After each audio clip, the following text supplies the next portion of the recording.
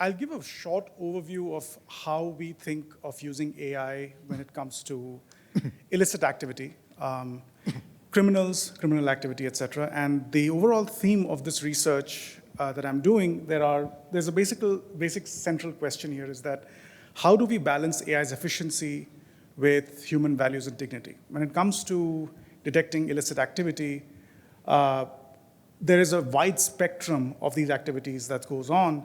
And when it comes for law enforcement to use AI to detect, there's definitely efficiency gains. But at the same time, there is a trade-off. How much do we get more efficient in terms of how many cases and how many arrests we are making? And at the same time, how do we protect human dignity for people who are actually innocent? So there are two research papers that I'll talk about today. One is published, one is in process.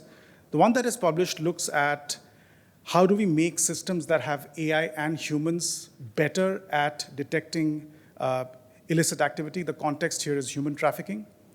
And the other one is looking at a very specific problem that is, at least in the North American region, has become more widespread, which is the illicit massage businesses that pose as regular massage businesses, but they have sex trafficking and labor trafficking going on widespread.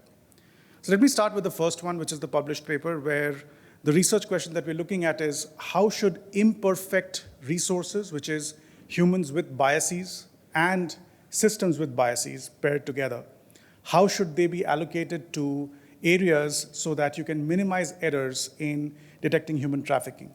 A bit of a note here, if you're wondering why is it a big deal that you have to minimize errors, human trafficking is one crime where the victim doesn't really identify as a victim.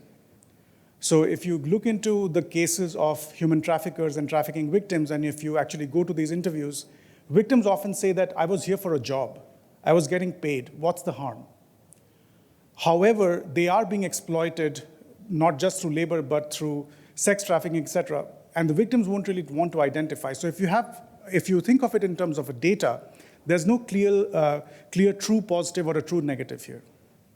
All right, so when you have these sort of things, and when AI is put into this, where AI actually needs some level of precision in terms of what's that label, is it a true positive or is it a true negative?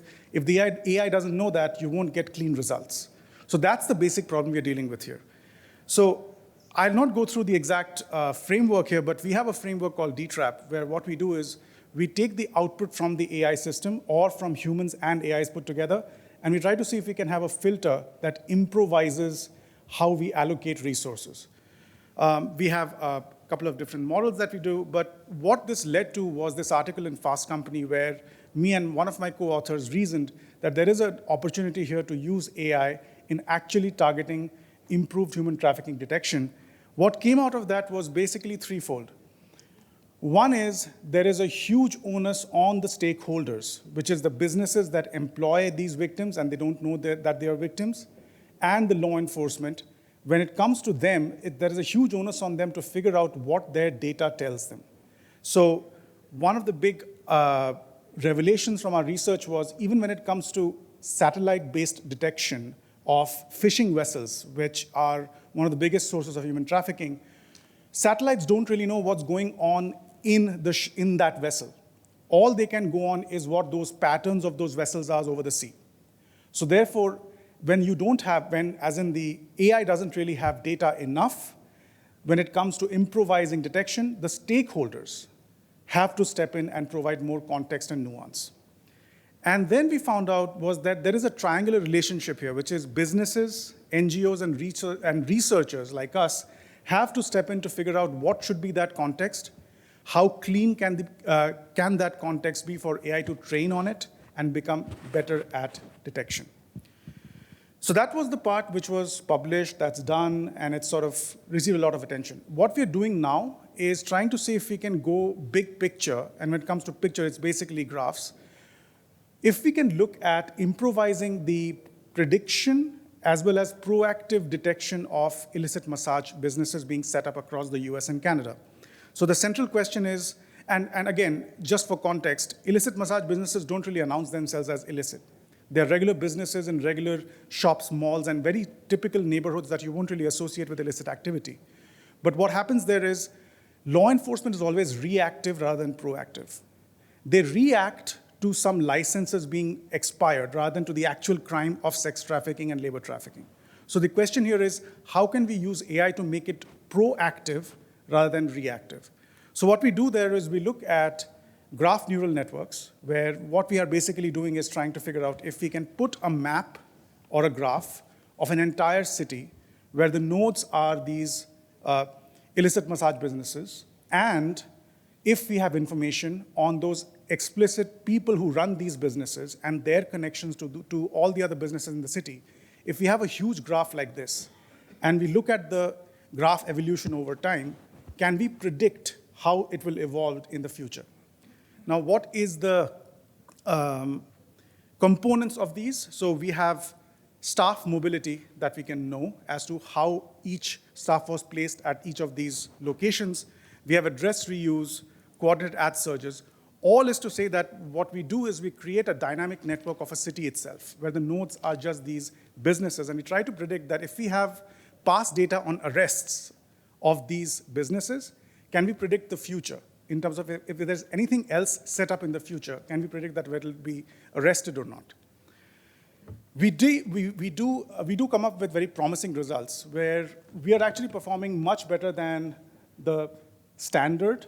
What the GAT that you see is actually non-temporal. What we have is actually temporal, which means time-based. So given the time-based nature of these activities, we're actually much better. And then finally, what we do here, which we didn't do in the first paper, is we capture the how and when of these networks evolving, which we didn't do in the previous paper. Our previous work was more like a filter. This is more capturing about how the dynamics evolve and how we teach AI to actually detect that. I'll skip ahead to sort of the last slide and open it up for questions. But the idea here is, when it comes to AI and criminal networks, there is a huge onus, not on the AI. So don't really think that once AI enters, crime detection, problem solved. Actually, the work increases for people who are doing crime detection rather than decreases. So with that, I'll sort of leave it to the floor for questions. Thank you, Abhishek. A wonderful talk and wonderful work. Time for one or two questions. Ken or Young Sik or someone else here? A question for Abhishek?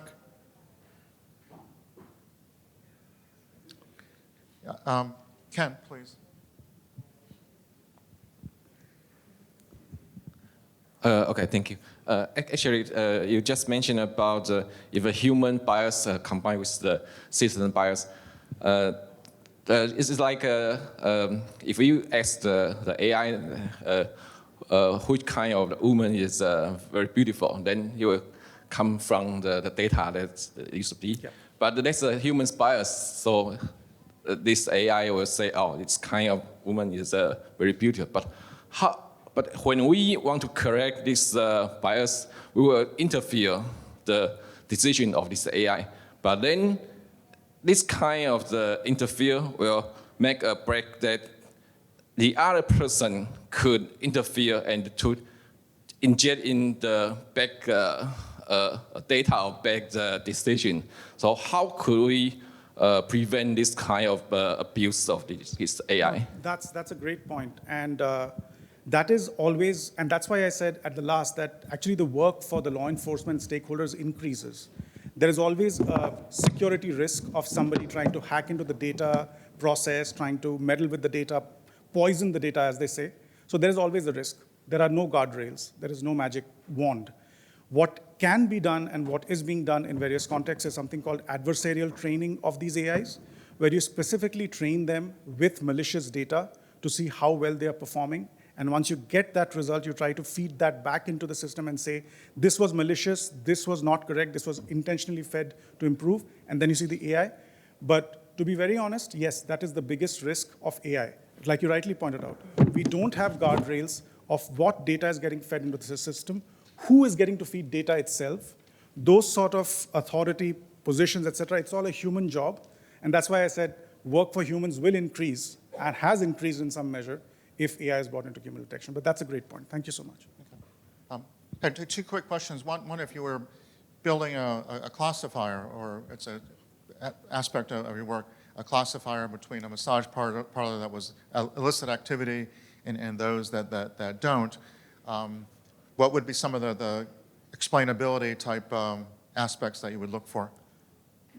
That's again, so One thing that I think I saw in one of the previous slides was that the use of semantic graphs makes it easier for any classification from an AI coming out to be much better nuanced than what it currently is. What I mean by that is practitioners have all this knowledge that simple data sets don't capture.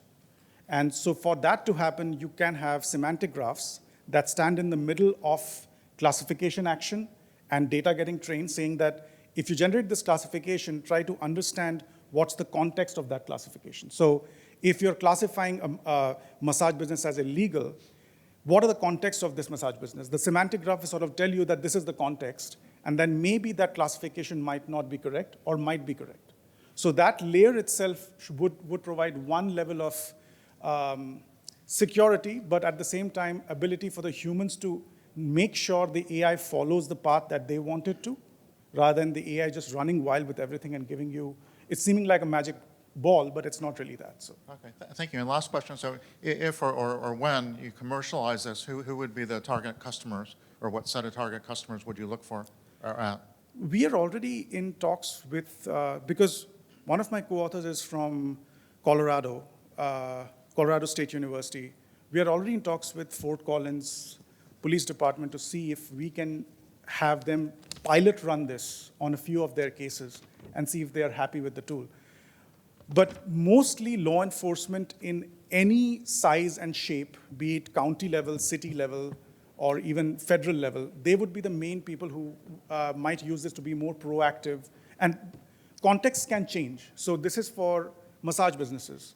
We can now go to any other illicit point in a city that can be defined as a node in a city. So it could be carjacking hotspot locations or stabbing locations, etc. Whatever location in a spatiotemporal aspect we can pinpoint and say that that's a node, that can be made into this approach, and we can predict what is the likelihood of it happening in the future. So yeah. Thank you, Abhishek. Very well done and very interesting work.